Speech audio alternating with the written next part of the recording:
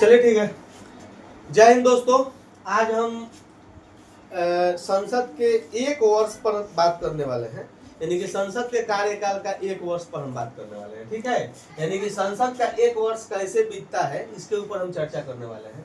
तो संसद का एक वर्ष जनवरी से लेकर दिसंबर के बीच में होता है। तो देखिए, संसद के एक वर्ष में 3 सत्र होता है। कितने सत्र होते हैं? 3 सत्र होते हैं। पहली बात आप लोगों को हम बता देना चाहते हैं कि ये जो तीनों सत्र है, इन तीनों सत्रों को जो बुलाने का काम है ना, यह राष्ट्रपति को होता है। राष्ट्रपति इन तीनों सत्रों को क्या करते हैं? बुलाते हैं। और इस बात का उल्लेख जो है आर्टिकल 85 के 1 में किया गया है। आर्टिकल 85 के 1 में किया गया है। ठीक है, अब ध्यान दीजिए, जो सत्र होता है, इस सत्र को जब बुलाया जाता है ना, तो इसे संसद के भाषा में कहा जाता है कि सत्र को आहूत किया जा रहा है। ठीक है, और जब इस सत्र को समाप्त किया जाता है तो उसे कहा जाता है सत्रावसान किया जा रहा है। ठीक है, तो इसीलिए इसे भारतीय संविधान की भाषा में कहा जाता है कि संसदीय सत्र को आहूत और सत्रावसान कौन करते हैं? तो राष्ट्रपति के द्वारा संसद के सत्रों को आहूत किया जाता है और सत्रावसान किया जाता है। ठीक है, तो संसद के 3 सत्र होते हैं। सबसे जो पहला सत्र होता है उसका नाम होता है हमारा बजट सत्र, उसके बाद होता है मानसून सत्र, और उसके बाद सबसे लास्ट में होता है शीतकालीन सत्र। ठीक है,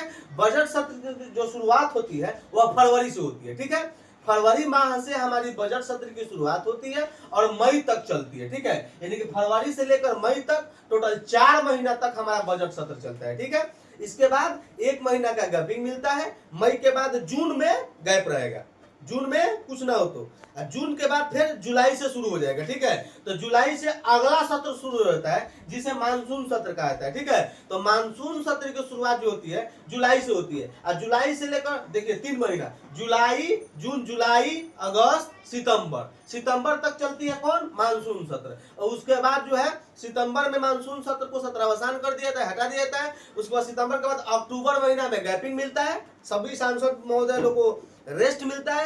इसके बाद अक्टूबर के बाद फिर से हम लोग का क्या, नवंबर से चालू होता है, और नवंबर और दिसंबर 2 महीना तक संसद का सबसे लास्ट वाला जो सत्र होता है जिसका नाम है शीतकालीन सत्र। तो शीतकालीन सत्र चलता है। ऐसे भी शीतकालीन सत्र नवंबर दिसंबर ठंडी के दिन में है, तो ठंडी के नाम पर ही इसका नाम पड़ गया है शीतकालीन सत्र। इस समय में मानसून का आगमन होता है, इसीलिए इसे मानसून सत्र कहा जाता है। और इसमें बजट पेश किया जाता है, यानी बजट का मतलब कि पैसा लता पर चर्चा किया जाता है, इसलिए इसे बजट सत्र कहा जाता है। ठीक है, इस आधार पर इससे संबंधित कुछ स्टैटिक्स टाइप के भी प्रश्न बनते हैं। जैसे क्वेश्चन अगर पूछ दे कि संसद का सबसे बड़ा सत्र कौन सा होता है, तो बजट सत्र होता है। सबसे छोटा सत्र कौन सा होता है, तो हमारा शीतकालीन सत्र होता है। यदि पूछे कि संसद में कितने दिनों तक एक साल में काम चलता है, तो 9 महीना तक सत्र के माध्यम से क्या होता है, काम होता है। और कितने महीना गैपिंग, यानी कितने महीने छुट्टी होती है, 3 महीना छुट्टी होती है। अगर महीना भी पूछ रही कौन कौन महीना छुट्टी होती है, एक तो जनवरी में छुट्टी हमको मिल गई,